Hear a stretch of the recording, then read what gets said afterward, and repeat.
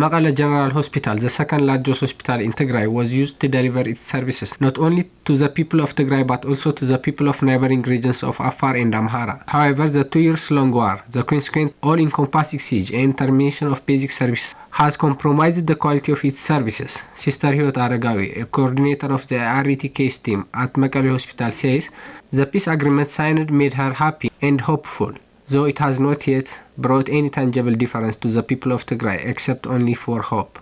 To ናይ ሰላም ሃዋህው ክንሰምዕ ከለና ሕዚ ፍሉይ ተስፋይነት ተሰሚዕና We were hopeful after hearing of the peace agreement, and we thought our people would be getting a relief from its multiple problems as soon as possible. However, it has been almost 13 days now since the peace agreement has been signed.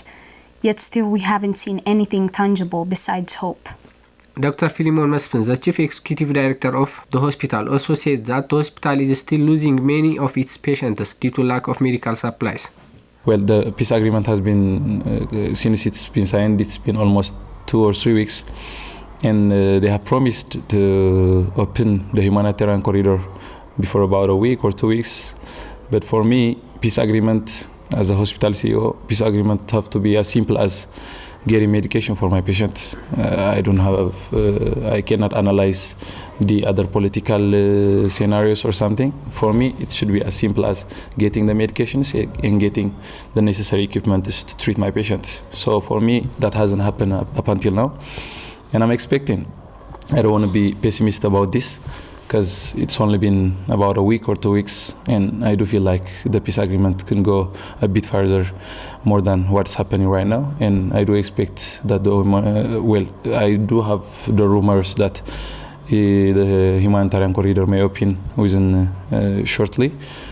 But for me, up until now, the scenario is almost similar, if not worse, because we are losing so many kids every single day. We are losing so many patients just because of shortage of medications.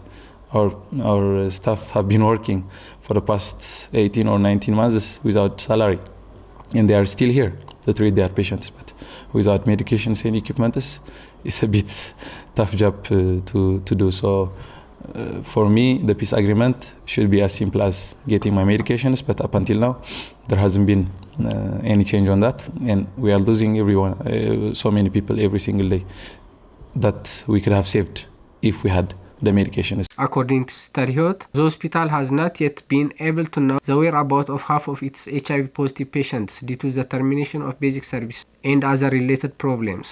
የመቀለ ሆስፒታል ምስውንስቱ ቀዳማይ ጀማሩ መሆኑ ማለት እዩ ካሁሉ Maqala Hospital is a pioneer hospital in treating HIV-positive patients in Tigray, and we used to treat patients who used to come from different places, including Afar and Amhara regions.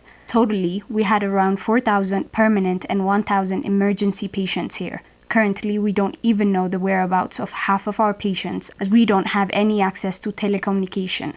In addition to this, we still don't know what is going on with our patients who live in the areas that are still controlled by Eritrean forces. Dr. Philemon forwarded his message to the Ethiopian government and all other concerned bodies to fully cooperate and work for the success and common good of the agreement with good faith in order to save the people of Tigray dying from lack of food and medical supplies. My message would have to be to the government of Ethiopia, because they are already the decision makers on this aspect. So I want to express my concern, and I want to call upon them to act upon what they have signed, to practice what they have signed on the ground. So I know the implementation may not be as easy as signing the papers, but they would have to strive and work a bit harder than they are doing right now to save our people. If the signed paper is hurtfully signed, I believe that both parties want peace, and they have signed this agreement hurtfully, genuinely. So they should act upon what they have signed. And to the other organizations which are concerned on supporting the suffering people of Tigray, I want to call upon them also. Of course, it's not on their hands to bring whatever they want. I know we do have so many contacts with ICRC, WHO. They want to help a lot, but They are not being helped from the central government. They are not being allowed to bring in whatever they have in their stores or in warehouses to Tigray. So I want them to push a little further to pressure the central government